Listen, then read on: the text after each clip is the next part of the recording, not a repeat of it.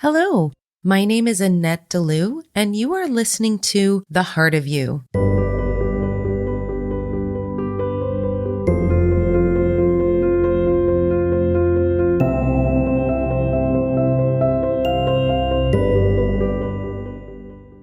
Welcome back to The Heart of You. Today's guest needs a little bit of a backstory, let's put it that way.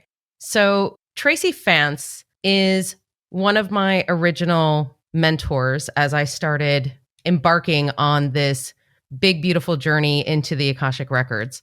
How I first found her was I was looking for somebody who would read the Akashic Records for me, who would be able to tell me some things about my past lives and things like that, because I'd been getting the little spiritual nudge that I needed to start looking into the Akashic Records. So I looked all over the internet. I really couldn't find a lot of people who were doing it at that time. And this was back, it wasn't too long ago, but it was back in 2017. And I was looking, couldn't find anyone. I finally found Tracy, and she's in England. And I basically wrote to her based on a blog post that she had written about twin flames and soulmates. And I was explaining to her my situation and said, hey, like I really, would love to have somebody who can read my Akashic Records. So I got the first session with her, and that's how I started working with Tracy.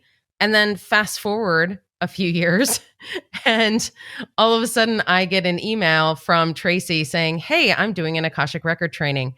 And I was like, ding, like that's exactly what I need to do right now. So I took the training. And so everything that I do in the Akashic Records, I did learn from Tracy. To tell you a little bit about Tracy, she helps women who are on their spiritual journey to grow and to heal mind, body, and spirit. She specializes in helping to heal chronic illnesses, to help them heal themselves. She does this using tested methods, using NLP and coaching. She's helped women with fibromyalgia, chronic migraines, underactive thyroid conditions, gout, menopause, and so much more. She really believes that all illness starts in the emotional bruise that we get in life. And we may not even remember the event, but the body and the mind always do. So this is what Tracy is focusing on now. And this is just the tip of the iceberg, in my opinion. She is so multifaceted. And Tracy, I want to welcome you to the show. Thank you for being here. Hi, it's so lovely to be on here. I'm really looking forward to this. It's going to be great. Yeah. I always love talking to you because everything that you present, you always present in a way that is so understandable. It is so integratable. And yeah, it's just your approach is just beautiful. So thank you for doing what you do. That's my pleasure. I really want to go and book a reading with this lady. She's amazing, right? So let's start off with your own spiritual journey. Would you like to share a little bit about your journey personally? Okay. As a child, I had all these like really weird experiences. And you know what it's like when you bring your conscious self to a spiritual thing. And so I remember lying in bed, and I was probably 4 years old, and I was absolutely petrified, and I couldn't roll over. And I was convinced that the tooth fairy was there because I just lost a tooth, which is what I mean by the spiritual and the human. Right. And I just couldn't move. And it's actually something called night paralysis or sleep paralysis. And it's actually very, very common. And it's when your soul has been off on the astral planes and hasn't quite gotten back fully into your human body and grounded you. And therefore you can't move because your brain and your body aren't, fully fused back together yet. Because I didn't understand that at age 4. So I don't actually know where this interest came from because my families are muggles. Okay. Yep. And I don't honestly remember them ever talking about anything spiritual apart from going to Sunday school. And that was only so they could get shovels for a couple of hours. We weren't really religious. So I had these unusual experiences. I had quite a few of those that really stand out. And it kind of scared me. So I just put a lid on it and didn't really do anything with it. But I kept this really deep fascination. So everyone else in Britain was reading Janet and John and Spot the dog and what have you at school, at first school. And I'm reading about reincarnation, past lives, spontaneous combustion, UFOs, you name it. Wow. And then as I got older, I did a little bit of the silly stuff with neighbors, like, oh, let's make a Ouija board and stuff. Mm-hmm. By which time my father had remarried and my stepmom was right into this. So that was actually really good. But we didn't actually talk about it a great deal. I think really the only thing we talked about was my grandmother seeing an angel when her husband died, and don't do Ouija boards because a friend of my stepmother's got a poltergeist. So that kind of put pay to any of the dabbling we were doing. And then I landed in Herne Bay in Kent, where I live now. And it was back in 96 when the Celestine prophecies was like all the rage. Right. And I read that and I joined a book group, and that book group became a development circle. And then I went on to another development circle. And then we had a recession. I lost my financial services business because there just wasn't anyone doing mortgages and what have you. And I was like, well, get my tarot cards out then. And here we are 12 years down the line, and it's my full-time business and I love it, but I've also grown and evolved it. So even in the short 5 years that we've known each other, my business is very different to what it was back then. Yeah. And that's something that I've noticed as well as we've worked together over the years is it has changed and it has evolved. And what is the most significant change you find in the way that you work with your clients now? Oh, that's a tricky one. Definitely, I'm way more relaxed. When I first started out, I remember people coming up to me and going, oh my God, that reading that you gave me was so accurate and it all came true. And I'm like, really? Oh, okay. Which doesn't look very professional. So I soon broke that habit. But it does take a while to get the confidence and the belief in what we're doing. Absolutely. And I have to say that even though I've been doing this for a couple of years now, and like not long in the grand scheme of things, but when people come to me, which actually a woman just came to me recently and said, oh, remember that reading you did for me a year ago? She's like, yeah, it all came true. I was like, and I'm still surprised. I don't know why I'm still surprised, but I am. Like, it still surprises me. And it's like, I know that now this is now a constant, people say this now often, but I don't know why. It never ceases to amaze me. It still amazes me now. And like some people will come up to me and go, oh, you told me such and such in a reading. And I'm like, really? I can't imagine me ever saying something like that. Bad. Just like someone came up to me and said, oh yeah, because you told me that I'd end up with a prostitute. And I'm like, really? I don't think so. But they said it all happened. And I'm like, okay, that's weird. But I think the biggest thing, because I don't believe that healers are just nurses. Mm-hmm. And so years ago, I trained under the National Federation of Spiritual Healers, which in the UK is the NFSH. And it didn't really sit for me. It didn't feel right. It was too regimented and you had to jump through all these hoops to prove that you were a healer. And I believe that you and I bring healing through our readings. We can heal with words. We can heal just by being in someone's life. And so I feel like barmaids and wait staff are very much healers just as validly as nurses and doctors. Absolutely. Yeah. I mean, when you talk about grid workers, half the time, if you're a grid worker, you don't even know you are. You're just going and doing your thing. Your spirit is doing the thing, but your body is just completely unaware of the fact that you're doing it. Yeah, that makes sense. Yeah. And you're kind of just doing what feels right to help people in the way that we need to. And I then found Reiki. And oddly enough, I bumped into my Reiki master for the first time the other day. I haven't seen her probably for a good 8 to 10 years. So it was really great to see her. Cool. So that was interesting. Because of Reiki, I really got into what is your body telling you when it's not well. So if someone comes to me with underactive thyroid, I know that there's a deeper issue where they're not able to speak their truth, whether that's because of their upbringing or because, frankly, no one's listening. So what is the point, or whatever the reason might be. And so I've slowly, since I did my Reiki mastership 12, 13 years ago, whatever it was, I've slowly moved into helping people on a much deeper level, which I call a meta health or metaphysical health, because by the time we get the sore throat or the underactive thyroid or the fibromyalgia, that's like the engine management light on your car coming on, or the fire alarm going off, going, there's a fire, sort this out now. Okay. And so within my Reiki, within my readings, within my workshops, I'm definitely working on a much, much deeper level with the people that come to me to help them understand why they've got the bad back, the fibromyalgia, the gout, or whatever it might be. Yeah. One of the questions I get asked a lot, and I don't really know what the exact answer is, and maybe you do, are all physical ailments energetically tied? Yes, I would say they are, because everything is energy. If you just take that mantra into your head, even if you cannot see the energy, cannot feel the energy, but the table, the chair, the floor, the walls, they're all energy.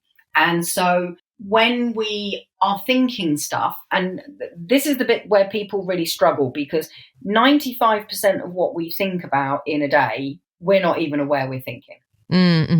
95% of our behavior is driven by the subconscious mind.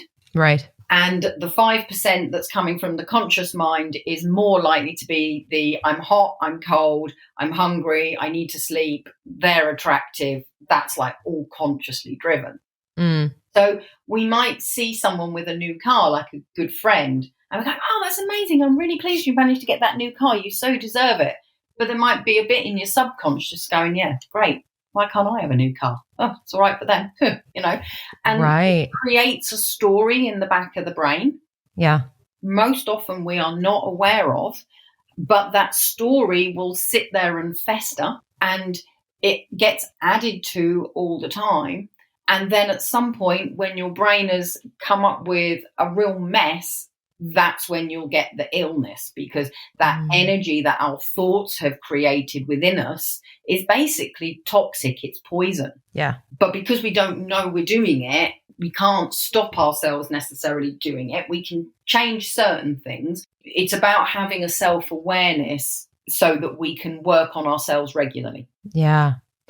And sometimes it's surprising what you find out. So I don't do this particular type of work as you do.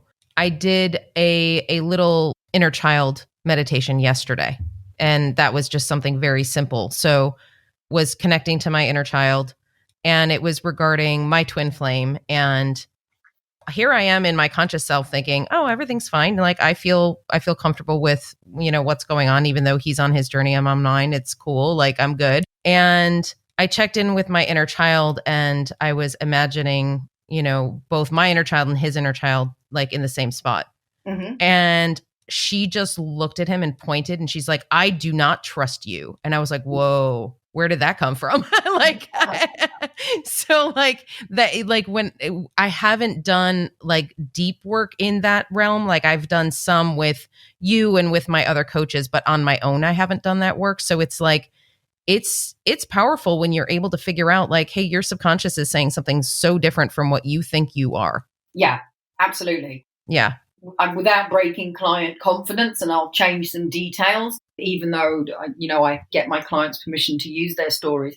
I have a client, not quite sure how old they are. Let's say that they're in their 50s. Okay. And they have a particular problem in their life right now that they've come to me about. And when we were working on their anxiety, because there's like a whole mishmash of different things, it's like peeling back the layers. And when we were working on the anxiety, straight away we went back to, funny enough, being in church, Sunday school. But actually that was the reinforcing event, which was like when they were like 5 years old, And actually what had created the problem was their mother.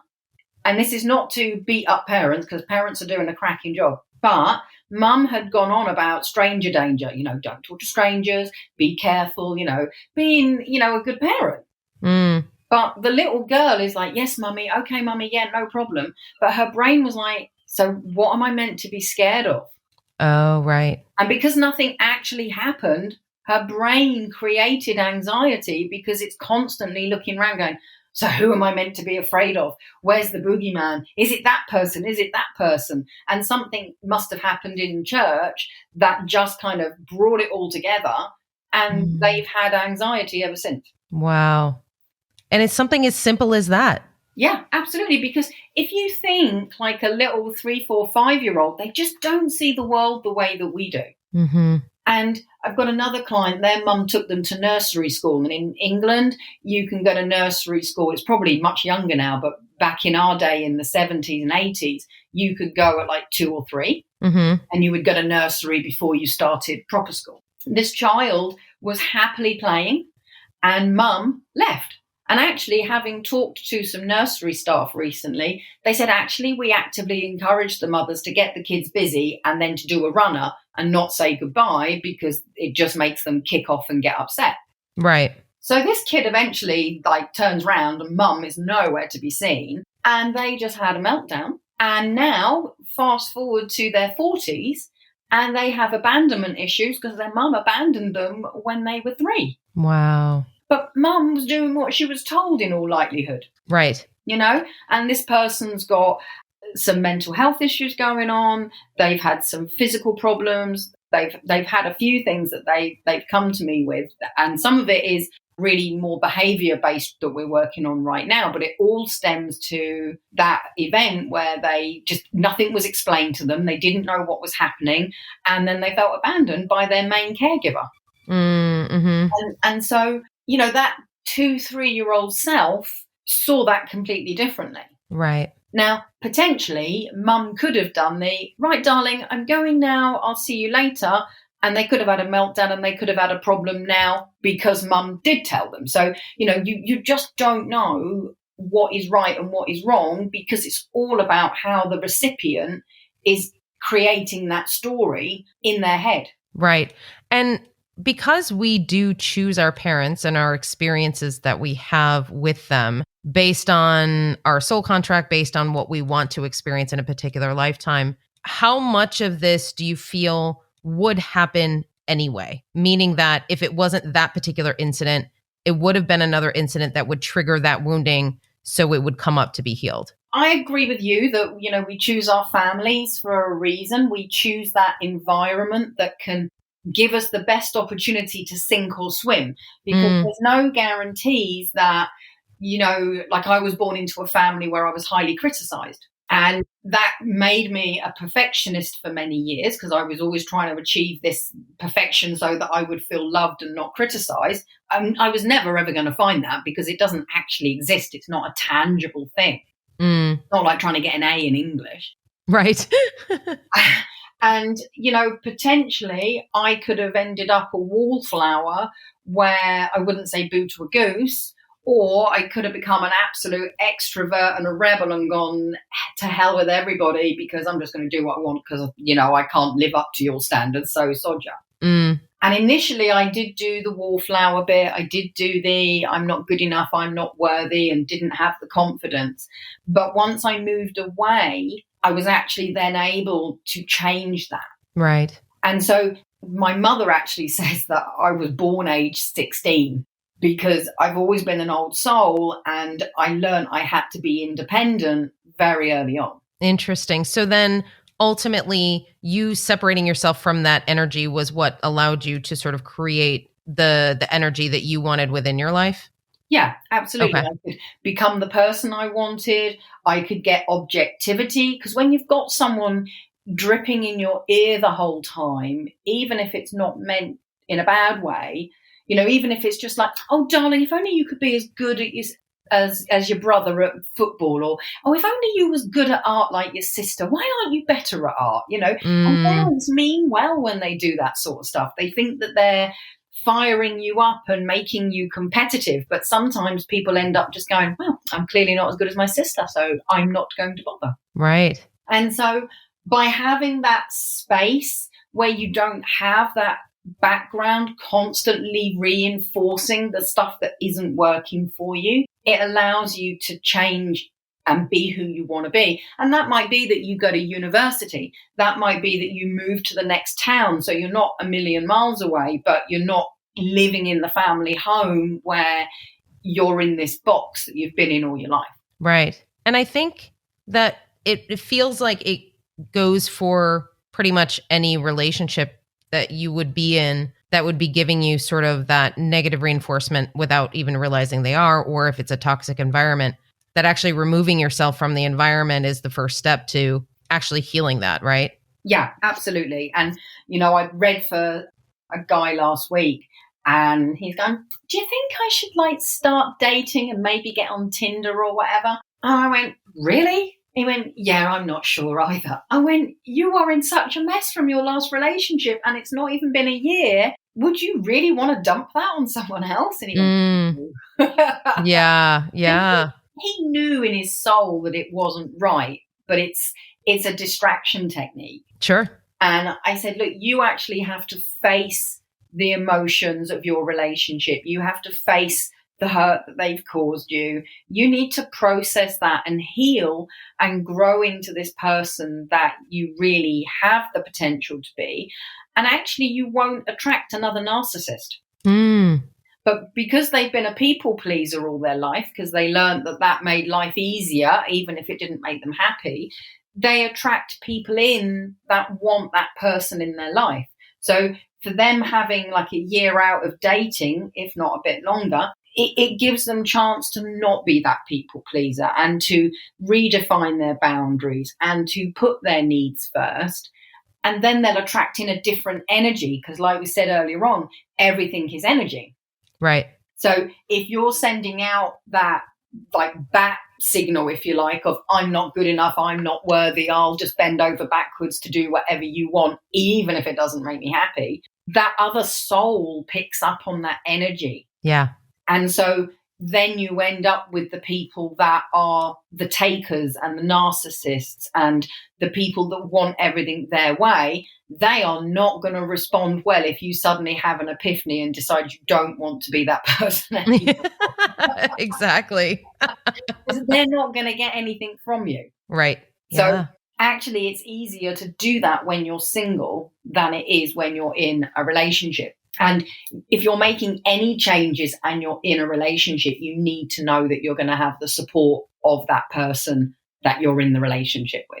Doesn't matter whether that's weight loss, whether that's dealing with cancer or whatever it is. Well, ultimately, you need somebody who is going to grow with you and move in that general direction. Because if you're in the process of healing and you're, let's say you were saying, a people pleaser, which I am also a recovering people pleaser. When you are recovering from that and you're trying to find new ways of being and new habits and all of these things, like you said, it's hard to find somebody who's going to be matching that energy unless they're on the exact same journey that you are, right? Absolutely. And, the thing we have to bear in mind is that let's say that you have been really naughty in the past and you've been a thief. And you're on the straight and narrow, you've come out of jail, you're on your best behavior, you're turning over a new leaf. If you go and hang out with the people that you used to hang out with, you are more than likely going to get back into bad ways and end up back in jail. Sure. Whereas if you go and find the people that will support you and enable you to be good and honest, like maybe a church or a 12-step program or just a demographic that doesn't have that criminal background, then you stand more chance of making change. And I do believe that the universe will send you tests to see whether you've actually mastered it. They certainly do. You might see someone's wallet on the side with $200 in it and you go, oh, I wonder if anyone will notice when it's that $200. Or you might pick up the wallet and go, okay, whose wallet is this? And it's a test. Yeah. And it can be the same with relationships. It can be the same with people pleasing. Whatever the theme is or the lesson is, once we think we've mastered it, them upstairs are going to bring you another opportunity to fall flat on your face. That you've got it. I am so familiar with those tests. So familiar. So familiar.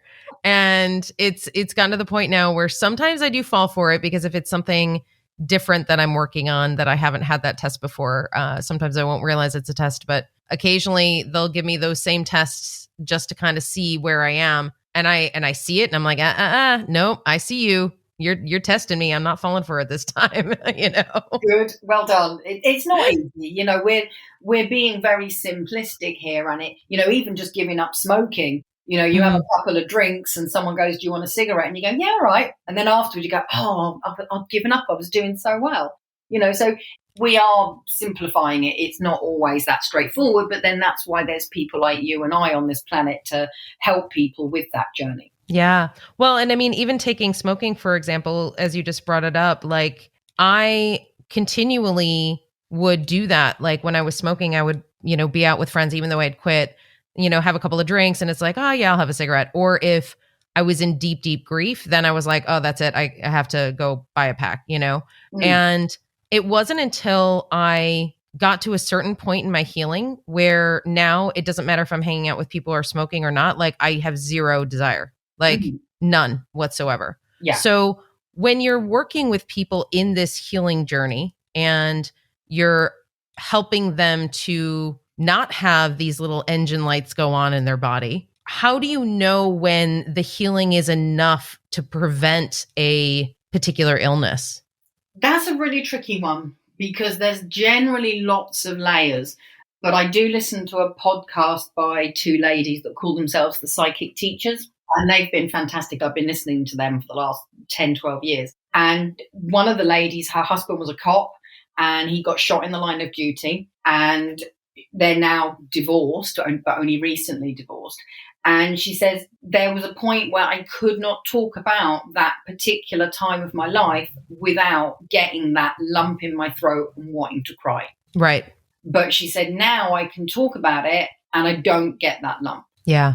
And she said, that's when I know that something has been processed fully. And that does really resonate for me. Yeah.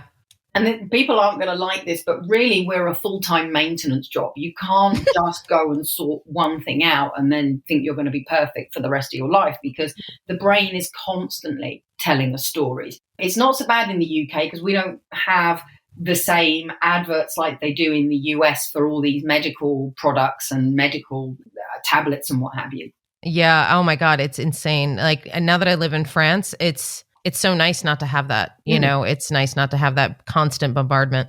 Yeah, it is. And it does sink in, even if you're going, oh, what a load of rubbish. Oh, this is just another way of them making money out of me. Your brain is still soaking it up. And Mm-hmm. Dr. Joe Dispenza, he's fantastic. I love him to bits. He talks about an advert for shingles, and they're talking about having this injection to prevent you getting shingles because it's so painful. And so all the time you're watching it, your brain is going, oh, yeah, don't want to get that shingles. Oh, that looks really painful. Oh, I better go and get that sorted out. Because you see it enough times and it talks you into needing it even when you don't. Whereas in actual fact, if you do things to boost your immune system, you wouldn't get the shingles in the first place. But it's also about the emotional underlying beliefs that go with it as well. So we have to maintain our defenses and keep the body strong, but we also have to look at what's going on with us emotionally. And it can literally be that because most people who get shingles tend to be elderly, Mm-hmm. it's that I'm not needed anymore. I'm surplus to requirements. I don't have a purpose. I don't have a use. And they feel redundant. Oh, wow. Yeah. And they don't always eat so well because they don't have the same appetite. And if they're on their own, they can't be bothered to cook for one. So they're not getting enough nutrients. They're not building their immune system. And so, again, the body's weakened and the emotional state that they're in is contributing. And so the weakness gives, if you like, and your body allows shingles to Right. be created. Right. When you are working with clients on a particular illness, so let's say you don't get to them before the healing journey and you are getting to them when their engine light is on and they have the manifestation of an illness, what are the steps you usually take to help them to heal that? Is it possible to heal that completely? Absolutely. Generally speaking, 80% of people who have fibromyalgia, or even more actually, I think it might be higher now, are female. And what you tend to find is that their boundaries aren't strong enough. So they're kind of superwoman, as I call it, because they've probably got children and grandchildren that they're giving care to. They've got elderly parents that need them. They've probably got a job as well. Add to that they are chief housekeeper, chief shopper, chief mum's taxi, you name it. They are trying to be so many roles. And although the men are better these days, they do help out. Quite a lot of the women I see, they're not getting that help, whether they don't ask for it or whether they go, oh no, I'm fine, I'm coping, when they're not. And eventually the body just goes, no, you're not going to say no, so I'm going to do it for you. No, right. Have some fibromyalgia. And so then when they deal with those boundaries and deal with that people pleasing and deal with that need to be superwoman and do everything and start going, no, I'm going to delegate. You do it. Yeah. Then the fibromyalgia will go. And I do love it when I say to someone, so what would you do if you didn't have fibromyalgia? And they would basically go back to exactly how they were before. And I'm like, do you not get the fact that you've got the fibromyalgia because you were trying to go 100 miles an hour 24/7 and you're only human? Right. And you can't do it. So we have to go and clear the roots of that behavior. So why are they a people pleaser? What is it that caused them to not be able to say no to people? What is it that is driving that need for them to be all things to all people? Yeah. And again, I'm not wanting to upset the parents. They don't mean for it to happen. But a large proportion of it is from childhood. Some of it can be from past lives. I had one client who had really bad skin issues. And every time we did a past life, they'd been either a prostitute, or they'd been someone that was incredibly vain, or they'd been somebody that was very much on display. And as a child in this life, they didn't feel they could be seen or heard because their parents were very Victorian. And when we say that in the UK, it basically is that, children should be seen and not heard. Go to your room and be quiet kind of mentality. Okay, got it. And so they're not able to express themselves. They're not able to contribute to a conversation because the parent will shut them down with things like, well, you don't know what you're talking about. Who asked your opinion, or whatever it might be. We learn from our parents and our teachers and our families and our friends, and obviously social media these days as well. If you're not going to be encouraged to join in a family conversation about, say, racism or sexism or religious persecution, how is that child going to be able to express themselves and communicate? Right. So they need that opportunity to be able to not argue, but kind of reason it out. We'll go, well, why is racism wrong? Because if we're not given the opportunity to challenge it and talk about it, how are we supposed to learn? And so it can come from very, very many places. And, the biggest one these days is social media and the media, because we're drip fed all the time about what our amazing lives should look like, having the latest car and the biggest house and the nice holidays every 5 minutes. You know what's funny about that is that I was just having a conversation with a friend of mine last night, and we were talking about people who are struggling with autism and ADHD. And, she was saying that like the GSM says certain things about ADHD and being on the spectrum essentially, and how typically what they've done in the past is not diagnose somebody with both, because they would say, oh, they would never present at the same time. And now they're finding out that 80% of the people who have ADHD are somewhat on the spectrum. And so like we were just talking about how it's such a male dominated thing that had been, set in motion so long ago as to how things are supposed to be, that those things are now starting to unravel. And for things such as, like you said, creating the perfect life. Well, what is the perfect life? Who says we have to go and work in a cubicle 8 hours a day? And Yeah. that's the one thing that I feel that the pandemic probably did for us, is showed us that, hey, there's different ways of living, and we don't have to live the way we have been. No. And I'm seeing the legacy of that now. I'm Yep. seeing a rising tide of people coming to me going, I'm lost.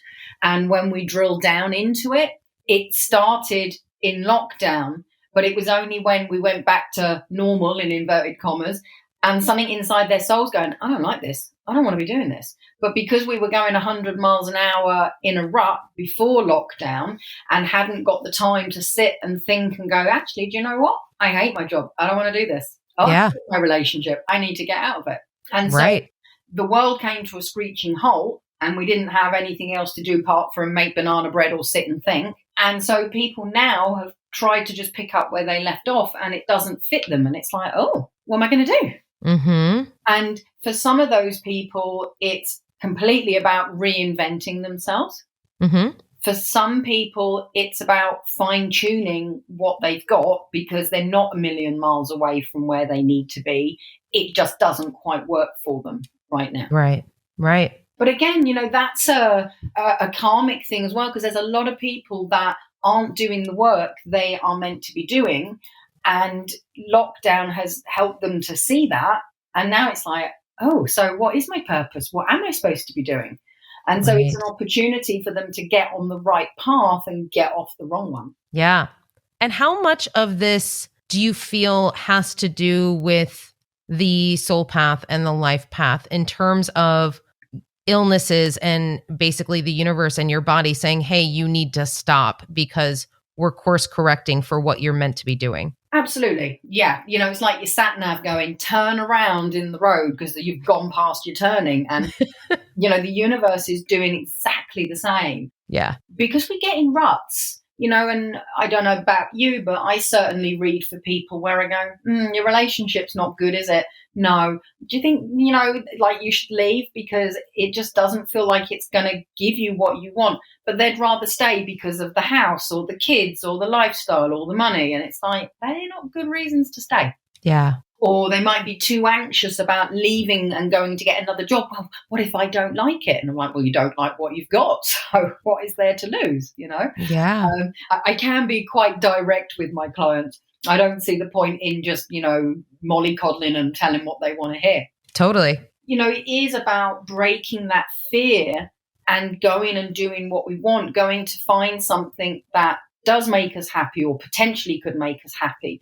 Because if what you've got isn't making you happy, what have you got to lose? Right.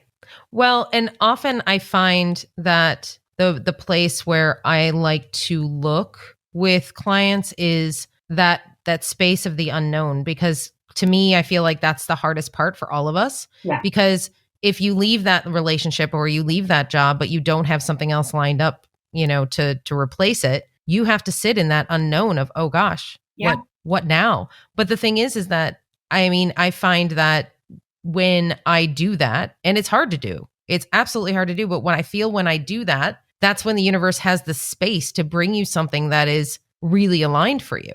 But you have to make that space. You do. And it's like hoarding. When we hoard, we are telling the universe we have enough, thanks very much, we don't need any more. So the universe will stop giving you. So then you've got all this clutter filling up your space, and what you want, there's no room for. So you have to make space. And that doesn't matter whether that's physical, materially, emotionally, anything. It has to be made space for. And most people in the UK, we don't do therapy like they do in the States. Like virtually everyone has a therapy they go to however frequently. Sure. We don't really do that in the UK, but we need something like that because we need to process. If you had a difficult time in lockdown, how much time did you take to think about why it was hard? Was it hard because you were isolated? Was it hard because you had too many people around you? Was it hard financially?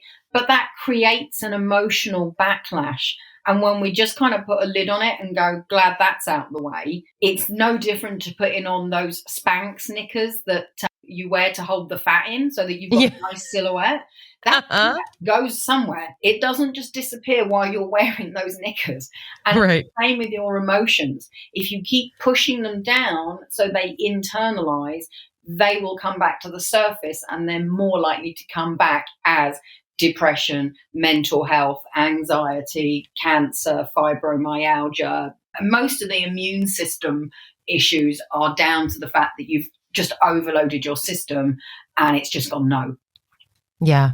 So you just can't keep burying the hurts that you've sustained. And that's why I called it bruises, because, you know, when you look back and go, I can't believe I got really upset because my mum left me at the nursery. It's like, of course she's going to leave me. And you think, well, that's no big deal. Well, it was to your 3-year-old self. It was a massive deal to your 3-year-old self. Yeah.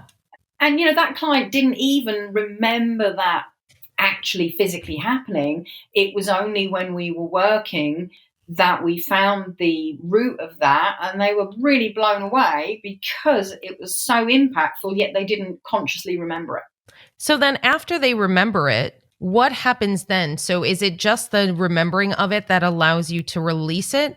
Or is there, and I know you said earlier that there's a lot of layers, of course, but when it comes to just say, let's say, releasing that initial energy of it, is there anything else that the client needs to do? Yeah, I mean, sometimes it is literally, oh my God, that's the root, that's me done, sorted. But more often than not, we've got to do some work with that. So we would look to reframe it. So that just basically means look at it from a different angle. So with the kid that was left in the nursery, we had a conversation about that and, you know, was it the right thing and why did mum do it? And they were able to go, well, I guess mum thought she was doing the right thing so that I didn't get upset. So once they can see that there's an alternative view and it's not just something horrible, that helps to heal it. Also, I can't change what has happened, but using the NLP, the neuro-linguistic programming, I can help them to feel differently about it. So on that occasion, I can't remember exactly what I did, but I most likely got my client to hug their child self and let them know that it was going to be okay, and that it was literally a temporary thing, and that mummy did love them and she was coming back, which means that the ripple, if you like, comes up their personal timeline from their 3-year-old self to their 40-year-old self. And now their 40-year-old self isn't carrying that trauma because we've changed how they view it. And they've gone from viewing it as being something really awful to, that's no big deal. Mum just was dropping me off at nursery. I was going to say, and we can do that with all memories. We can find a way to deal with it or to give them something that allows them to feel differently about it, even if it's just they want to vent at their father at that age and tell their dad that they were horrible and didn't show them enough love and they were too critical. That echoes down the timeline to the current day self. And so therefore they're no longer carrying that anger and resentment and animosity to their father or whatever the scenario might be. Yeah. And to add on to that, one of the things that was super powerful for me was realizing that I didn't need my parents to do anything to make me feel loved.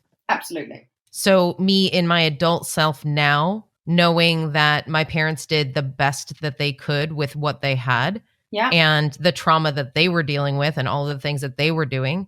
And I knew in my heart that both of my parents love me very, very much. And regardless of whether they showed it in the way that I needed them to show it, or regardless of how they showed it, or if they showed it, I had to come to the realization, like, it does not matter. Like it doesn't matter to my adult self. Right.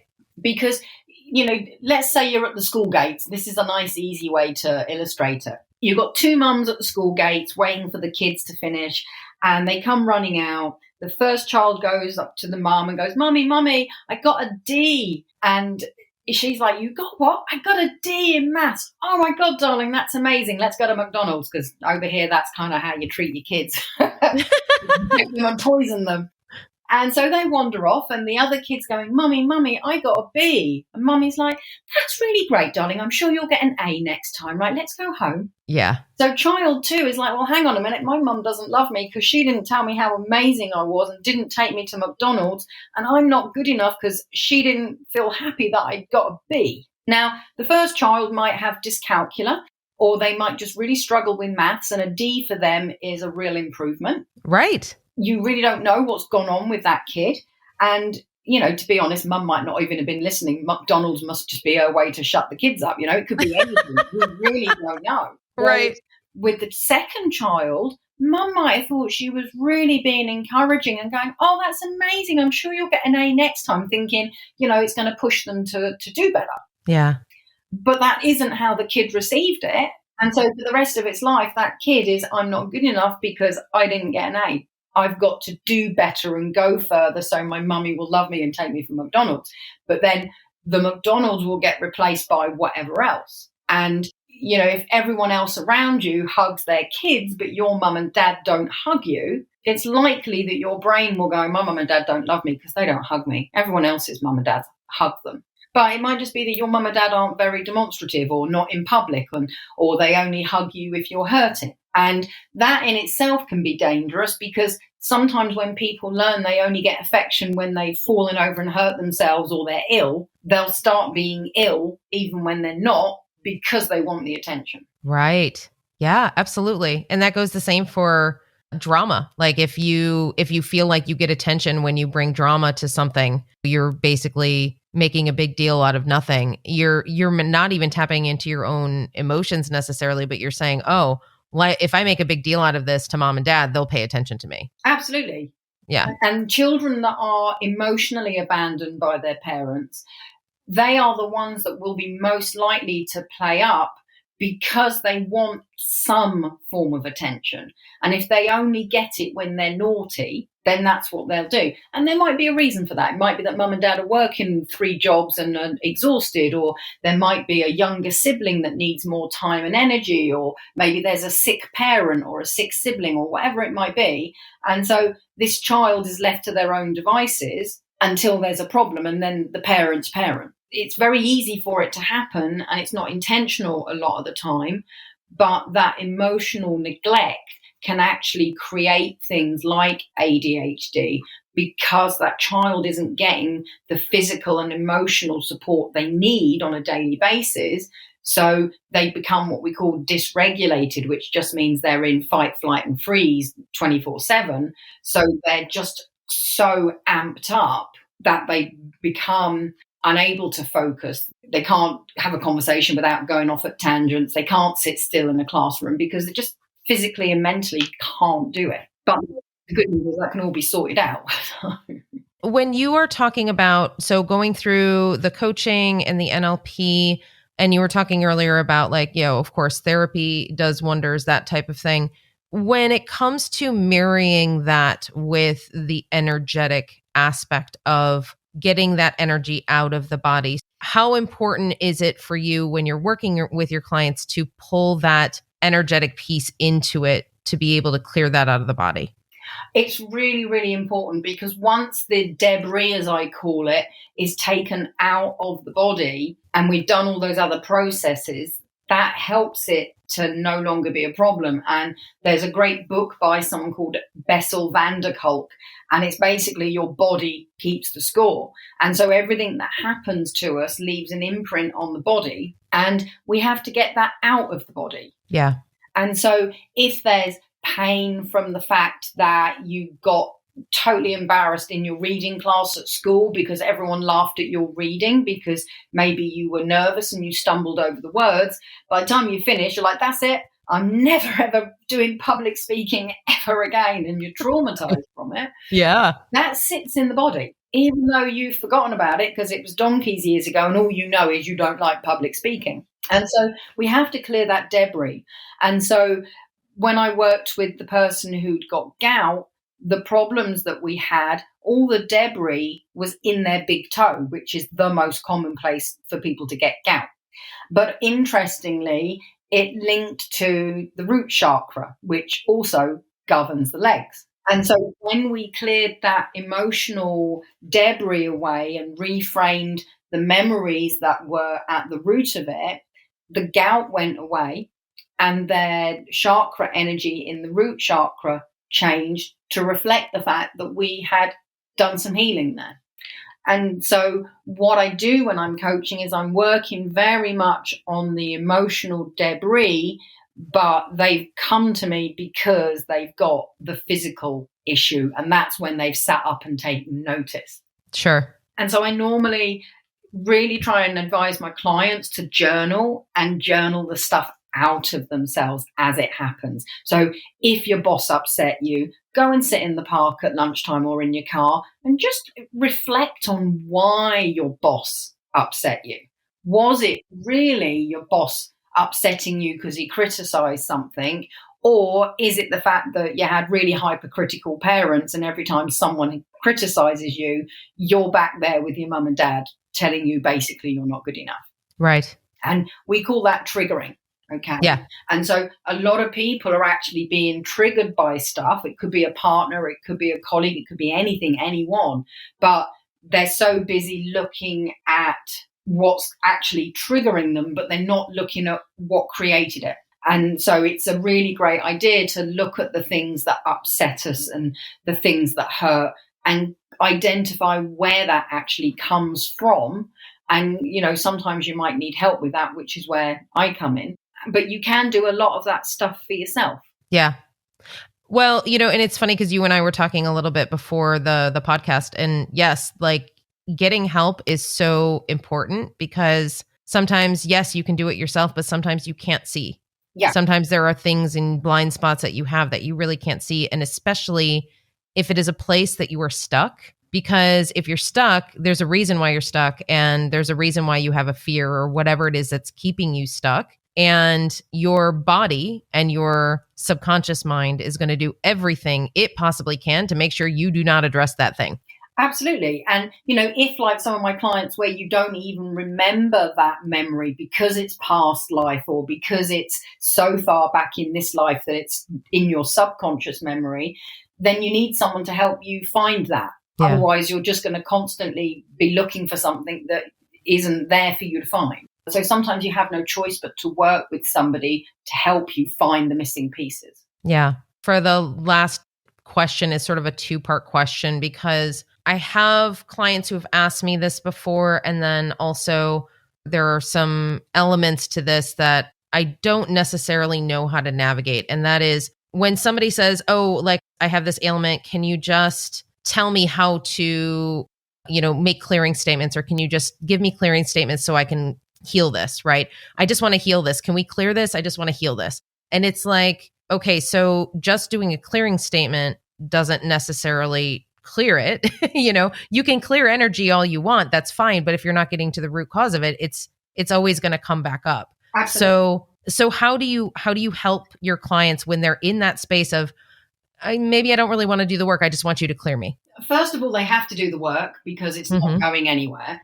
Right. Like if you came to me and you've got a challenging relationship and you went, oh, I just need some Reiki to balance me emotionally, you're going to be balanced until you get out the door and start thinking about that relationship or go home and get back into it. And then you're going to be right back where you were before we started. So It doesn't change anything. But imagine that there's more to your condition. So I'm trying to think of someone. Well, like take Michael J. Fox. Most people will have heard of him.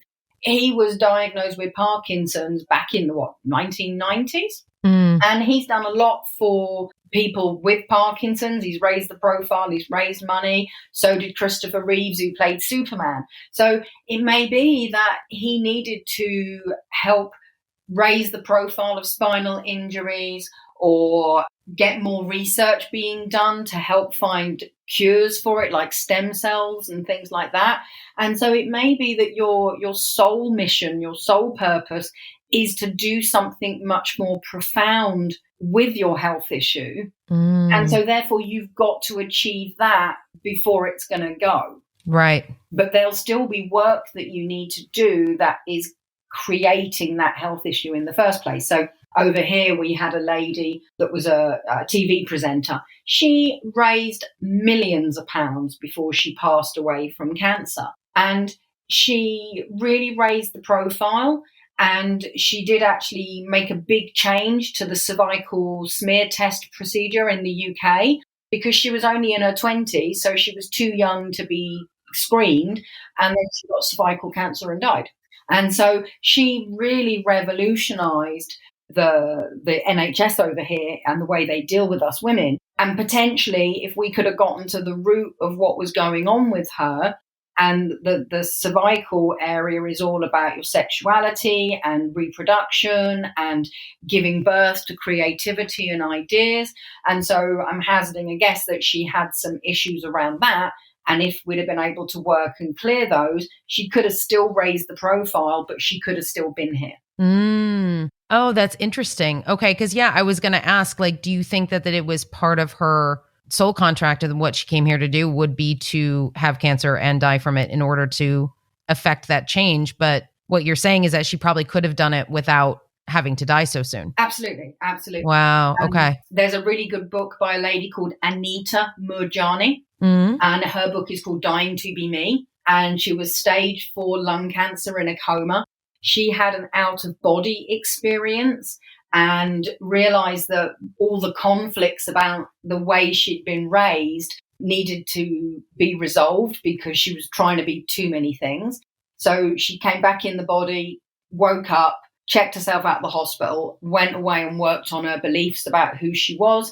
And she's still here like 20 years later, but she's also done a lot to raise the profile for health and wellness and cancer. Yeah. Yeah, that's beautiful. So it didn't need to be the case that you have to die to get the end result. Right. We have potentials. So this lady called Jade, she could have healed and still have raised the profile, but by dying, she also achieved that because people found it really hard to see this vibrant 20-something-year-old woman dying of cancer. Right. But there's always more than one route to achieve what we need to. But if you're not getting the right help, then that's going to make it much harder. Right. When it comes to manifestation, so oftentimes, people will say, well, obviously we're manifesting all the time, and people will say, oh, I must have manifested this illness, or I must have manifested this.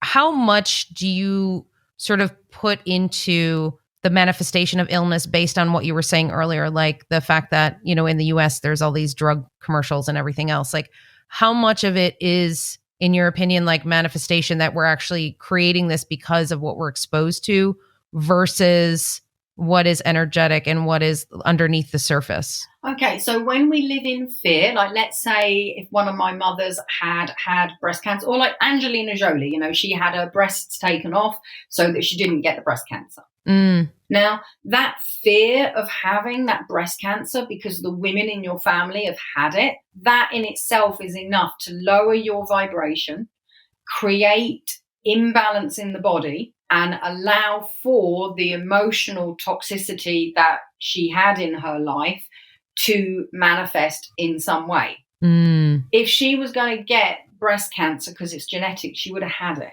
Yeah. Right. But you can very much talk yourself into being ill. A few years ago, I could feel a cold coming on, and I'd got quite a lot coming up, so I really didn't have time to be ill. So I just really talked to it lovingly and told it how much I loved it, and also thanked it for the fact that it was coming to slow me down and give me a chance to recuperate. But I could do that, thanks very much, on my own.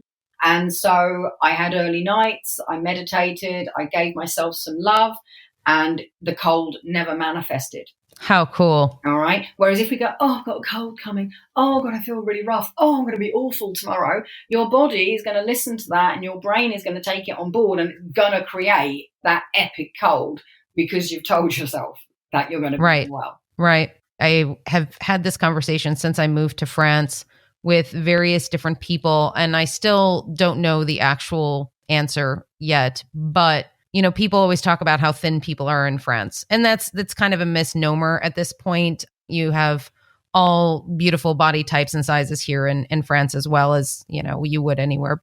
That's the sort of legend, is that French women have a tendency to be much thinner. And I was thinking, I was like, when I look at the French culture, it's really fascinating because they love their food. They talk about loving their food. They love their food while they're eating it. They talk about loving their food after they've eaten it. Like, it is a process, right? So, and when you think about how I grew up in the US regarding food, from a very early age, I was told that's not good for you. You shouldn't eat that. Don't eat that. That's bad. That's bad. That's bad. Right? So like the sort of dialogue that had been going on in my head since I can remember is food is bad. Yeah. It's going to make you fat, right? Yeah. So I wasn't told the opposite of, oh, that's something that's really beautiful and healthy for you. And that's really lovely. And that's really yummy. And that's, so something like that, feeding that as a culture and as a collective can make the difference in how your body responds. It's so key. And we just don't realize how much our thoughts are dictating our health. Yeah. If you just go, oh, well, because I went to the doctors recently because I was 50 in January, and she goes to me, well, you're 50 now, it's probably menopause. I'm like, do you know what? 5 months ago when I was asking you about this, you were like, no, you're too young to have the menopause. But you can go into the doctors and you can leave going, oh, well, it's because I'm old. Wow. Yeah. But there are people that are in their 90s running a marathon. Yeah. So if you believe that you're old, if you believe you can't do something, you won't do it. Exactly. Yeah. And so we have to believe that we can do what we want when we want, and we have to believe that we've got good health and not fall into the traps of, oh, well, I'm 50, I better create menopause for myself now. Yeah. So it is a minefield when you've got all these other people influencing you, whether that's social media, television, whether that's your doctor, whatever it might be, or even your family. Oh, well, do you think you should do that, Mum, at your age? Yeah, I do. So there's a lot that we have to take ownership of. Yeah. I mean, even friends, now that you just said that, I'm like, because, we were talking earlier, I'm like, yeah, maybe I need to have a check-in with Tracy soon. And that's definitely one of the things that we'll talk about, because like, I'm going to be turning 50 next year. And so I have other friends who have also turned 50 in the last year or so. And I also have friends who are like in their early 30s. So like, I've got friends on all spectrum of ages, but my friends who are, around my age, they're all talking about perimenopause. They're all talking about the hot flashes. They're all talking, and I'm starting to get some of those symptoms now. And I'm like, wait a minute. And no, I don't need to. Like, I don't need to have this. So yeah, we'll definitely be talking about that. And the beliefs that people have around that will drive it. So let's say, like you and I don't have children. If we were desperate to have children, that could be the end of our world, being told, oh my God, we're menopausal. That means no children. Oh, sure. Whereas for someone else, it might be like, yay, thank God for that. I don't have to worry about getting pregnant anymore. Brilliant, Right. For some people, it's like, oh, that's it. Then I'm useless. My only purpose on this planet was to have children, and I won't be able to do that anymore. So that's it. I'm useless. I might as well just not be here. And so all of those beliefs can create a much worse menopause because we don't want it. Right. Oh my gosh, that's so true. I don't know if you knew this, but I had a hysterectomy about, I don't know, it's probably going on about 8 years now. And they left one of my ovaries to give me the hormones and stuff. And so for me, it's literally just a non-event. Like, I don't really care about it because it's like I've been living without having the uterus and everything else for so long that I'm like, oh, that I'm totally cool with that, And it's never been something that I was really upset about because I knew I never really wanted kids. So that wasn't an issue at all. For me, it's just like, oh, I'm having these weird hot flashes. These are just really uncomfortable and I don't want to experience these. You know what I mean? Like, that's pretty much all it is for me. So I feel like from that standpoint, because I'm not emotionally attached to it in any way, like I feel like it's almost a less deep trigger or wound maybe in that collective sort of space of like all my friends talking about it and people saying, oh, you're 50, that's when menopause happened, like that kind of thing. Yeah. And it can be that we just go, oh, well, everyone else is getting that, so I better get it. Right. Even though consciously you're like, I just want to fly through it. I don't want to be experiencing the hot flashes and the weight gain and all the other stuff that goes with it. Right. The subconscious is like, oh, well, I'm supposed to have it, so I better have it. Yeah. Yeah. Yeah. And it's like you said, it's a constant process. It's something that we're always working on. And this is the journey, right? This is what we're supposed to be working on in our lifetimes, which is us. It's working on us and working on how we're moving in the world, how we're moving through the world. Yeah. Yeah. And, we need people to help us with that process. Yeah, absolutely. So that being said, when people want to call you and get sessions with you, which I know they will, how do they get a hold of you? Okay, so they can get me via the website, which is tracyfance.com. I'm also on Instagram and Facebook and Twitter, and they can find me under Tracy Fance Psychic Coach. I'm available on pretty much every platform. Lovely. If they want to, they can just contact me and we can do a quick chat and see whether we fit together and we can work together, or they can just book a normal reading from the website. So it depends what their needs are. But yeah, just contact me and we'll find the way forwards from there. Great. And so, Tracy, your website is TracyFance.com. Yeah. And your Instagram and Facebook, Tracy Fance Psychic Coach. Yeah. Perfect. Okay, great. Super. Thank you so much, Tracy, for having this conversation with me today. It's been so incredible to speak with you and talk about all of this beautiful work that you're doing. And I really can't wait to see what you do moving forward. It's been great fun. I've really enjoyed it as ever. We always have some cracking conversations.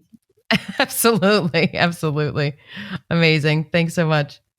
Okay, you take care and I will speak to you soon. All right. Sounds good. Bye. All right, bye. Have an amazing day and never stop exploring your soul, because it is the most important relationship you will ever have. If you are interested in learning more about me and the sessions that I do, feel free to go to my website at infinitesoullove.com. On all social media, Facebook, Instagram, TikTok, and YouTube at Infinite Soul Love 1111. Hey, and if you feel called, I would love it if you could rate The Heart of You on whatever streaming service you're using, whether it's Apple Podcasts or Spotify. Please take a moment, give it a review. It really does help the channel. Thanks so much.